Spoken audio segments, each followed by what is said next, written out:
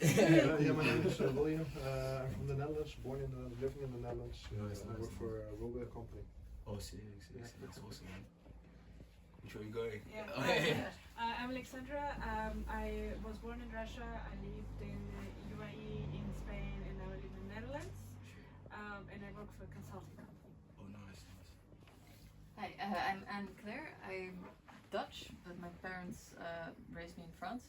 And then now I'm living in the Netherlands again. I work for a media company. Oh, nice. My name is Dmitry. I'm from Russia originally. I also live in the Netherlands these days, and I do software. Fernando, IT consulting, and I'm born in Brazil but live in the Netherlands now. Oh, sick. My name is Arnie. I come from Iceland and I've been in the tourism sector for the last 10 years. Oh, nice, sick.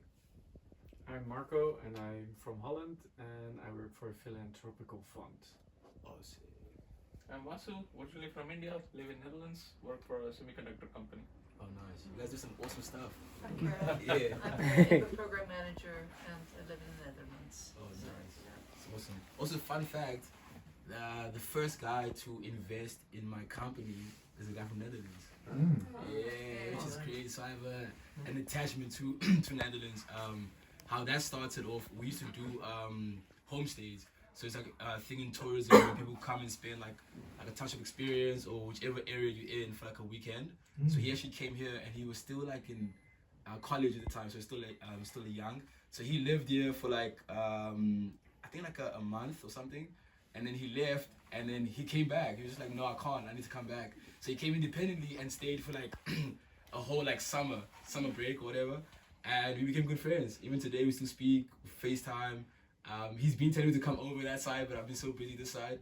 But yeah, he's someone I hold dearly to my heart. So yeah, so when I hear that, I'm always yeah, it's an awesome place, I guess. Also the energy is different. Yeah, the energy is super different. So yeah, I never know where to start with these conversations. I don't know. Do you guys have questions or should I just go straight to it? I don't know. I think it's Yeah. About you. Yeah. I think it's best you could like you tell us about yourself and how it came about Sure. you starting this thing. So me personally, so yeah, as a gentleman noted, so I grew up here in Langa, and I was fortunate at a young age to get a scholarship through cricket. So I got scholarship. I was actually quite good at cricket. Got private schooling through bursaries, playing cricket. Went all the way to varsity. Also, again through scholarships, sports, playing for South Africa multiple times. Traveled the world, been to India like 6 times, something like that. So I've been around that side quite a lot. Yeah, but then throughout my journey though, again, coming from the township is that we don't have much opportunities coming from here. So for me, I didn't have a choice to decide whether I wanted to play cricket or not. And to me, cricket wasn't my main sport or like my main passion. It's just something I did and I happened to be good at it. So so initially then, again, being young, is I understood early on that this is paying for my tuition fees. It's covering my family from so much financial problems, you know, and also I had to move out of the township, boarding school, traveling. So I missed out on a lot of like gang activity that was kind of prevalent in our age group. And I was a part of that too. So losing like about, I don't know, 20 friends in the space of a year type of thing. So I managed to not be here through the sports, you know. So I understood the value of what the sports played. And I like to say that I then sacrificed my true self, you know, just to kind of survive. So that was my journey for like 8 years, you know, high school all the way to varsity. Then obviously you get to varsity, you meet different people who come with different backgrounds. They start telling you about philosophy and no, you should do what you know what you want, you know, type of thing. So then I kind of got into the hippie culture because I'm also creative, you know, by nature. I just fell into those groups, you know, where we're speaking about, you know, this new age form of thinking of like, no man, you can't, like, you know, you can't, you do for yourself. And that really inspired me in a sense because I was already making projects. So everything that I do here, I can do like DIY fashion. So while I'm going to India on tour, I'm able to come back to the hotel room and do a painting. I'm able to come back and do a song. But obviously for me, that was like me healing myself, you know, to feel like I'm still like sane. So yeah, that was kind of my trajectory and stuff. And those projects kind of stood the test of time. So then when I really wanted to like go into this like market or industry, I had so much portfolio work and it was ridiculous. You know, people don't understand where this guy come from, you know, where have you been this whole time?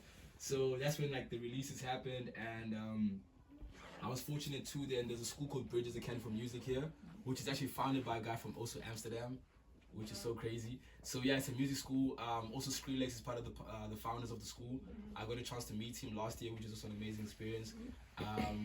Yeah, so when I joined the school, that was kind of me like fully like investing into this new journey that I've taken, and yeah, that's kind of how everything propelled into the creative space, in a short nutshell. Yeah. And the clothes? Oh, so now what we do as a company, so I'm a multimedia artist, so I do artworks, visual arts, I do music, I do clothing, events, so it's quite a broad thing, even tourism, you know, we're into tourism as well, but it's different tourism, it's more like, because I believe that every act, you know, of whether it's history or whether it's technological, it's all creative. It's like guys who most of the time they were sitting and they were faced by a problem and they had to find a solution. That's the basis of art, right? Is we are just trying to communicate realities either as they are, or we're trying to change them to be better. So I really do feel like when I hear stories about how guys were fighting the government back in the day, it wasn't ever creative, you know. Guys had ways that weren't like, you know, like linear. They had to find creative ways to, yeah, to mold and to, you know, to speak and communicate. And that's what we do today, you know. Not having even with me, it's like I don't have the fine resources, but I make it work, and that's creative, you know what I mean? So so that's kind of the landscape of, you know, what we do and what we create. And so me doing this also, again, when I played cricket, like the personal part of what I do is that, like I said, like in 1 year I lost like 20 friends, you know, and my belief playing cricket was I'm gonna come back and I'm gonna like help these guys. I'm gonna come back and I'm gonna be the one to, like, you know, open, you know, I guess like a different perspective on life on these guys. But what was happening instead was I felt like I was wasting time, you know. And it's the nature of sports is that there's no off season in sports. Like people think there's off season, there's never off season. It's like when I'm off season in your eyes, like on TV, I'm working, you know what I mean? So it's always the same thing. And it's like, if it's winter here, it's summer somewhere, and we gotta go play that side. So that was my career for like straight 10 years. Even at home, I didn't come home for 3 years at some point, just busy, you know, like going, you know, different areas. And yeah, and that kind of made me also like physically question that journey, if that's the journey I wanted.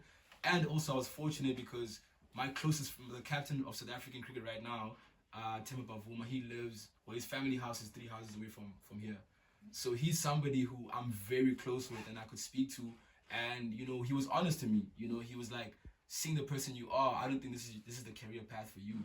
Like you more like a, you know, you more like socially driven. You want to do more change, and I feel like this career is kind of built for people who are like kind of selfish in a sense. Like you really have to put yourself first and think about those type of things later. And when I went to study, most of the guys, you know, who were good at cricket, they have foundations afterwards. You know, even the foundation they do is that they're not even active. It's just something there to say that they are part of the community or whatever. So I wanted more, you know, and I felt like I wasn't making the impact I was making. Whereas like with the artworks, I remember we had a conversation with who asked me now, like I don't know him, he doesn't know me, but then he asked me, what does this mean? Because he has a different like idea of what the artwork stands for. And kid you not, like in a space of 2 years, I've made like 1,000 friends just from an artwork or from a song. Just someone asking you, what does that mean? Or damn, I like what you said, or damn, that changed my life. So those type of things for me, I felt like that's where I had to be. I had to be in contact with people directly rather than from a TV set and, you know, not knowing my impact. So that's kind of like, you know, the whole nutshell and the whole personal, for me, inspiration to do what I do. And the power of that then became, with my company, I have more time. So when I make the, like, whether it's clothing, whether it's art, like, there's a group of kids in Langa who come and just spend time in the studio and they learn. And before I knew it, then they became artists who we were working with to upskill, to teach them how the industry works. Because again, I was fortunate. I came in the industry kind of knowing already what to expect, whereas a lot of artists in the township don't know the costs behind the art, don't know, like, it's tough to make a living out of like just art.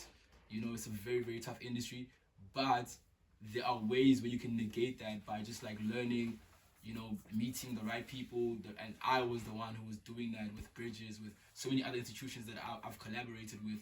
So it's me taking all that knowledge and bringing it back tenfold to these guys to share it with them. And for someone who's come from the experience I come from, I've been so much happier now seeing the impact in direct time and seeing guys like go from they were chilling on the corner to now they want to be in the studio every day. They just want to spend time in the studio. And even with that, we have a 16-year-old girl who's a part of the company, and her mom is the one who heard about our impact, and she came to my doorstep and was like, could you please like mentor this child? And that was crazy to me. Like, it's like, damn, I'm barely 25, like, but that was like the impact that we've made, you know. And yeah, it's a way that I feel like has saved so many people's lives, and for them to also say verbally themselves, yeah, I think there's no price to that for me. So yeah, that's kind of what we do in a broad scheme of things.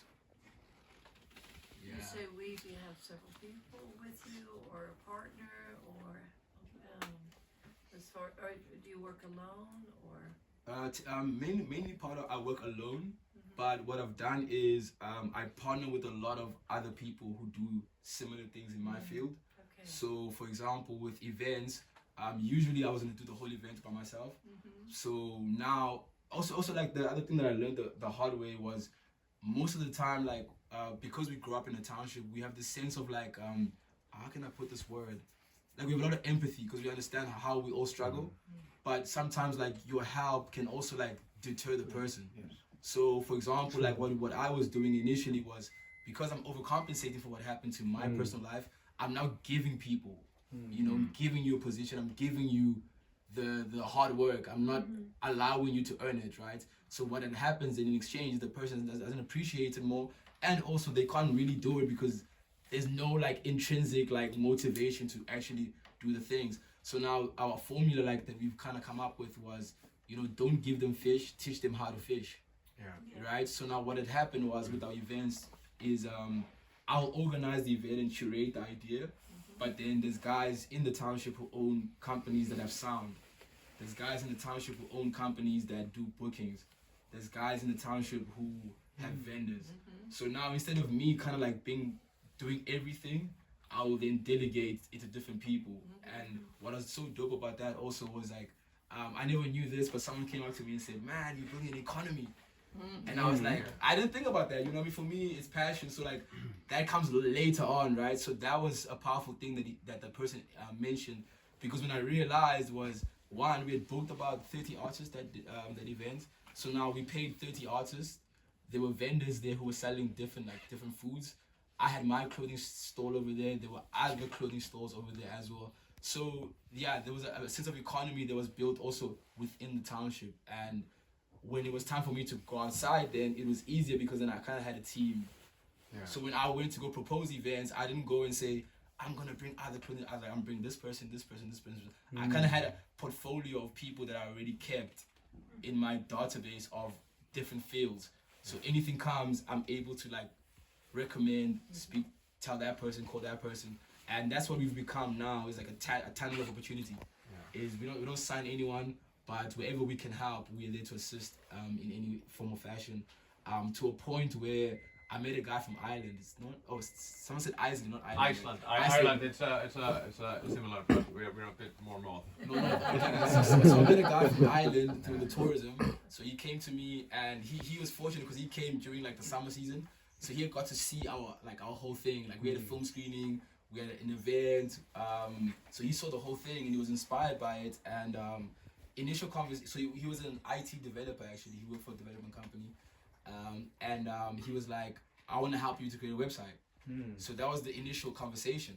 So the more he delved into what we do and the impact we do, we are now in the process of creating, basically, I don't know if you guys have this. So in South Africa, there's a thing called Yellow Pages. How can I explain Yellow Pages? Like, It's a phone book. It's like a phone. Yeah, it is a phone book. You Yeah. know, old school phone books, you find everything. Yes. So now we're turning a web design into that. So now we have a thing called Artist Connect and Business Connect. So basically with the people we've worked with, the vendors, the different artists, so now each individual gets a chance to make their own free website. And then on that page, basically, if you want to find a vocalist, you go on that page and you find a vocalist and you basically book them, or maybe for studio work, you want to find a studio to record in. So this thing now, when you open it, it's just a bunch of creatives on there, visual arts, different stuff.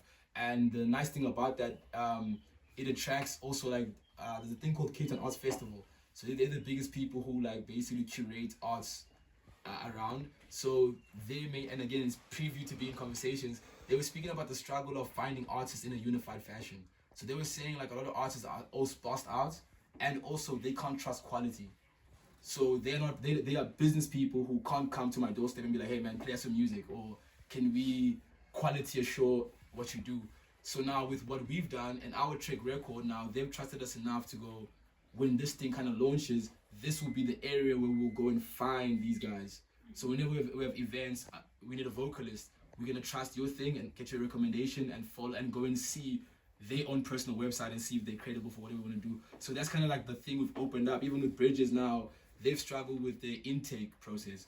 So now this thing becomes an easier way of intake process. So if you do have a website, likely you're somebody who we can trust and who we can find credible. So that's kind of like, yeah, a lot of stuff that are happening in the background, but yeah, super exciting. I do have, I see that you're building your own brand, meaning that just you, artwork, music, and how do you? It's like with artwork, for example, because you want to be everywhere. You are probably using like Instagram and Facebook and whatever, but other galleries. But how do you what's your main what the sources of income? Because it's it's artwork, it's music, it's how and you of course you're building the brand, but what we say is it mostly music now, or is it artwork, or is it like your clothing brand? What's the main source? Is 1/3 from that? One has it changed, or? So with in regards to events, so usually the highest income is events, because that's kind of where you get like the most money from that. So for me personally, I still perform during winter.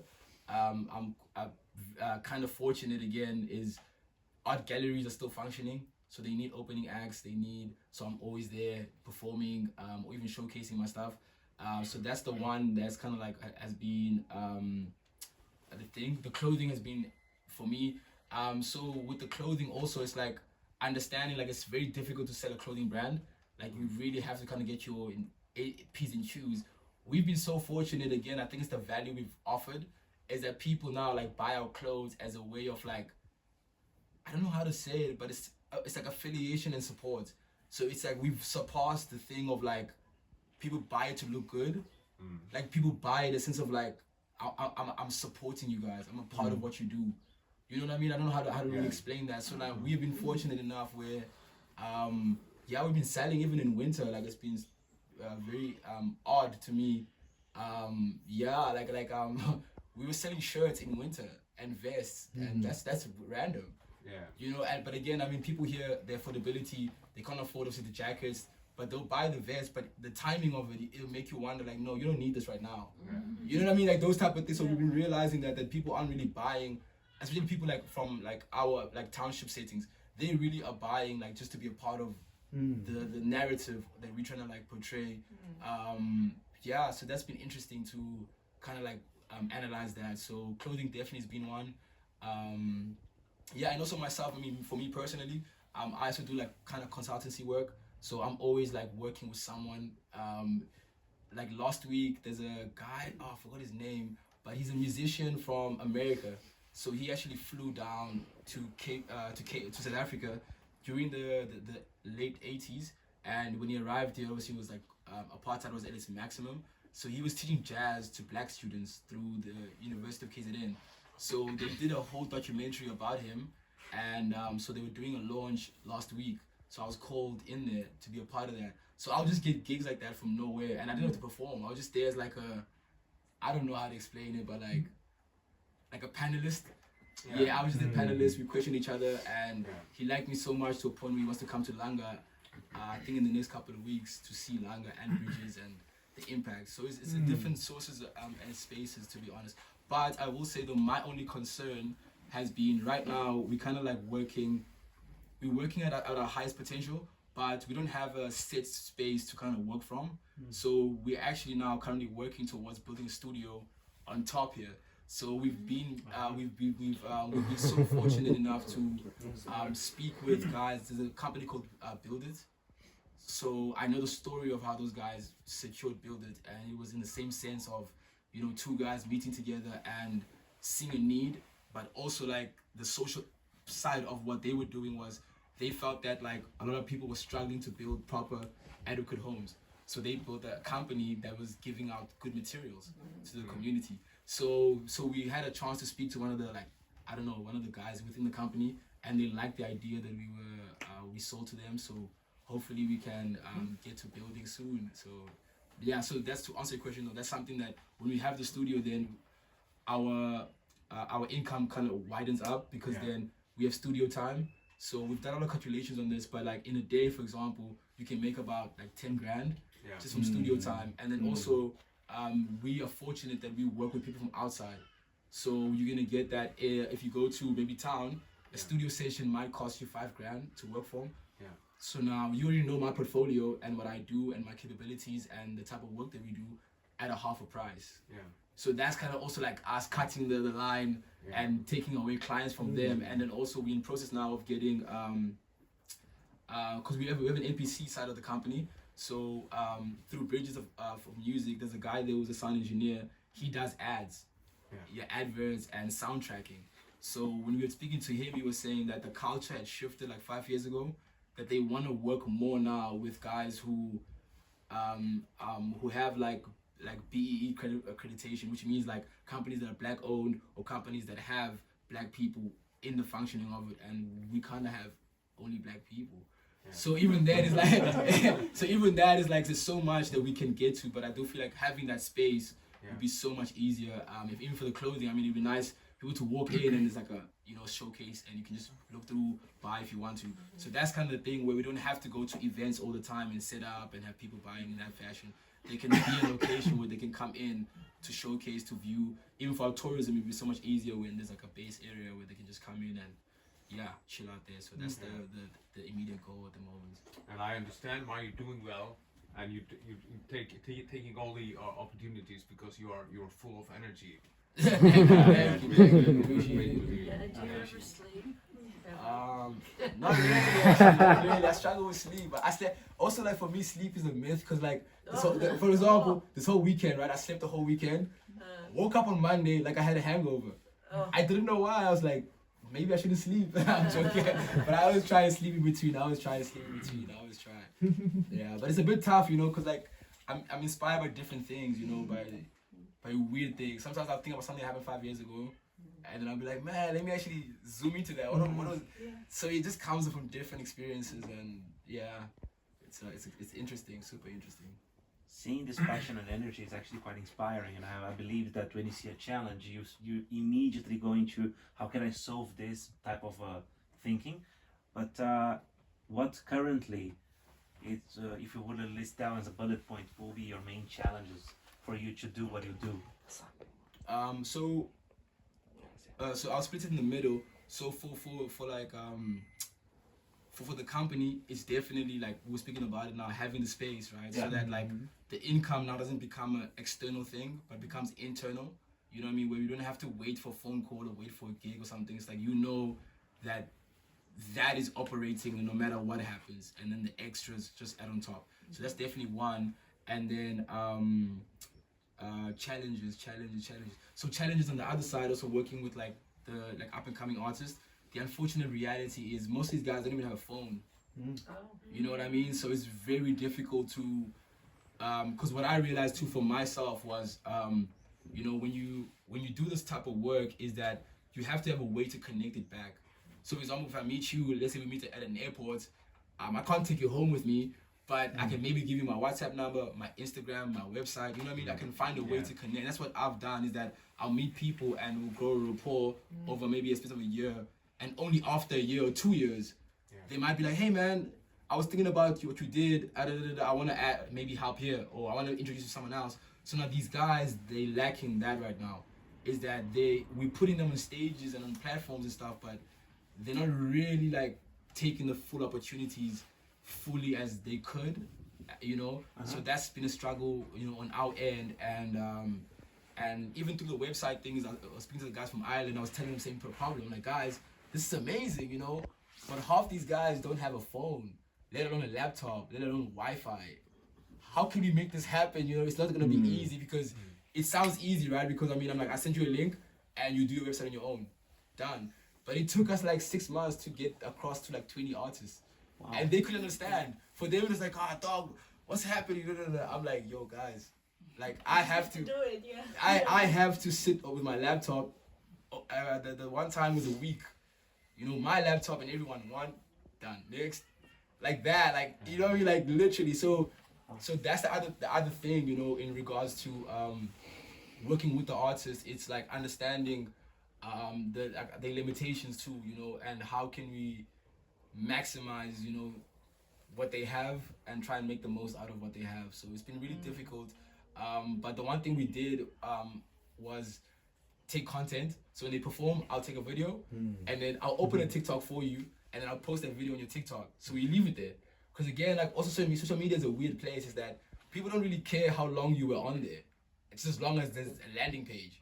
So we started doing landing pages for everyone. So Facebook, Twitter, Instagram, whatever you want. We do landing pages and we put like maybe one song or one picture or whatever. Just so that if I want to follow you, I'm like, oh, this is him. Follow, right? So we tried this thing out and it worked. This kid got like 10,000 views on a video. That he never marketed. He just put it out there and it moved. So now again, like when we do like our videos, interviews or whatever we do, we'll then add people's references on the videos. So if you watch a video, maybe there's a kid that you're like, yo, I want to hear more of his music. Click there and then it takes you to his different things. So that's been our intermediary like approach to try and like, let's at least have something, you know. But that's the definite problem is it'd be much easier if they could support themselves too and not kind of wait on, you know, kind of like one source. So that's been my thing where I'm pushing to teach these guys to do it themselves, because again, if let's say if I get to go overseas or something, does this thing stop now? That was going to be my question. So for you, since you're such a multi-portfolio, one-man organization but still multi-portfolio, what do you think of scaling? Like, do you want to have a partner to have be in charge of social media, of the artist liaison, or the consulting? Like, what do your way of thinking of the next step for you? Sure. Sorry, before you answer that. I hate to be the bearer of bad news, but we only have about a minute and a half left. Oh. No worries. That's a perfect way to end it off, because that's conversations we've been having with multiple people. So I'm sure you guys are aware of record labels and how they work. So for example, we're in a situation where we are at the part of creativity. So we have about like 100 artists, for example, and 30 of those guys are just naturals.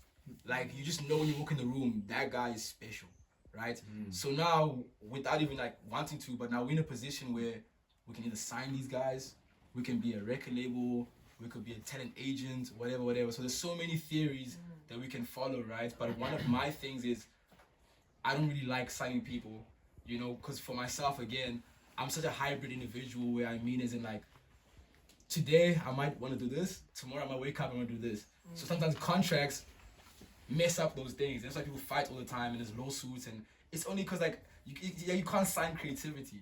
Like you can't put a contract on creativity, right? But at the same time though, there are ways where, for example, if you want to do this project and let's say I'm gonna help 60% of this project, I get to own 60% of the project, type of thing. So those are more negotiations that we are thinking of in the future, where we want to change the idea of how to sign an artist and how to make money off an artist. So that's kind of the new thing. And to answer your question, for me with the company is I'm willing to partner with somebody, and I want it to be a business person though. I don't want him to be a creative. Yeah, and I feel like because right now you can sign him. Because even now we are at a school called Ziba. Sorry to be long, but it's a business school here in South Africa. So we've partnered with them on work, especially when it comes to internships. So most of the students have liked working in our company, as interns, you know. So that's where I kind of saw the beauty of these guys coming here with no idea of how to make a creativity, but they know how to sell it. They know how to sustain it. So that was for me inspiring to go, you know, the day I sell this out, so I find a partner, I would like for it to be somebody who's more business orientated, because when it comes to the creative side, I've got that unlocked. So that's kind of what I'm seeing, if that's kind of the potential of it. Yeah, 100%. So. Hey guys. Yeah. Our time is up now. Because even this video is like 30 minutes. Wow.